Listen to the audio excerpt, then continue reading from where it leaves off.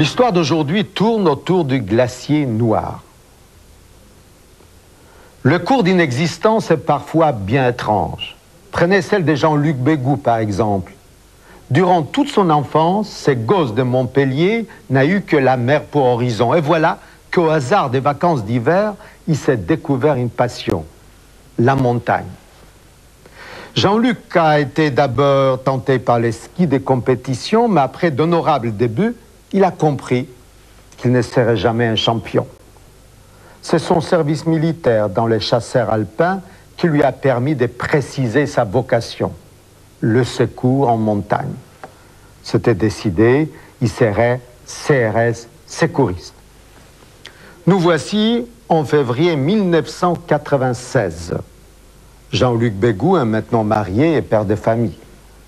Depuis des années, il a connu bien des missions difficiles, mais cette fois-ci, il a un rendez-vous avec le destin. Sur la région de Briançon, la météo est épouvantable.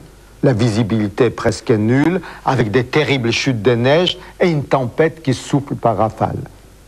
C'est alors que le PC de Jean-Luc reçoit un message. Une cordée est en difficulté sur le glacier noir. Nous avons entendu des appels au secours.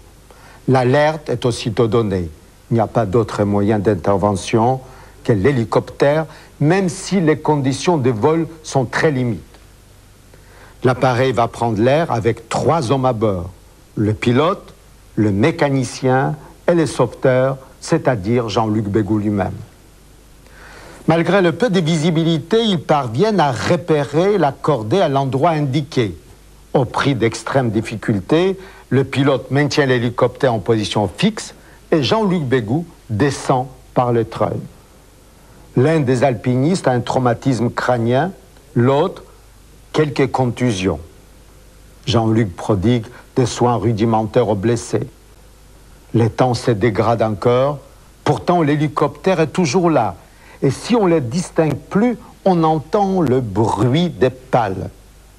Jean-Luc s'empare de sa radio, c'est la voix des pilotes. « Jean-Luc, tu me vois?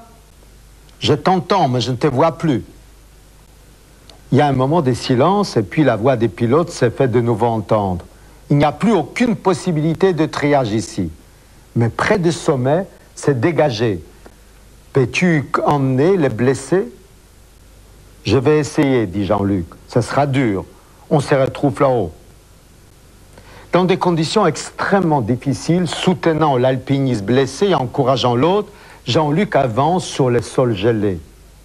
Son sens de la montagne lui permet quand même de progresser. C'est alors qu'il entend un grand bruit, un choc énorme. La foudre? Impossible. Alors qu'est-ce que c'est? Non, il ne faut pas se poser des questions. Il faut penser au pas suivant, au piège suivant. Il faut penser à ces hommes qui gémissent de douleur en titubant et dont la vie est entre ses mains. Jean-Luc réussit. Au bout d'un long, très long moment, il parvient près du sommet. Et là, il attend encore d'interminables minutes jusqu'à ce qu'il voit arriver enfin l'hélicoptère. Mais ce n'est pas le même. Il s'en rend compte tout de suite, ou plutôt, il admet ce qu'il sait déjà. Il le savait depuis qu'il avait entendu ces bruits affreux. Son appareil à lui s'était écrasé. Il avait réussi à cacher cette pensée au plus profond de lui-même pour voir la force de mener à bien son sauvetage. Les 2 compagnons de Jean-Luc sont morts. On les lui confirme peu après. Leur devoir, en tant que pilote et treilliste, était de rester dans l'hélicoptère. Son devoir à lui était de rester avec les blessés. Jean-Luc aura sauvé 2 vies. Et sauver une vie, n'est-ce pas comme si on sauvait toute l'humanité?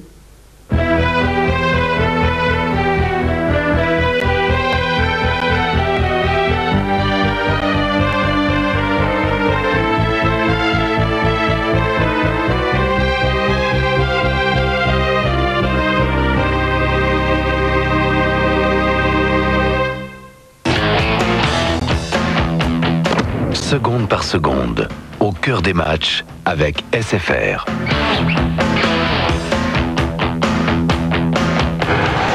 carte Mastercard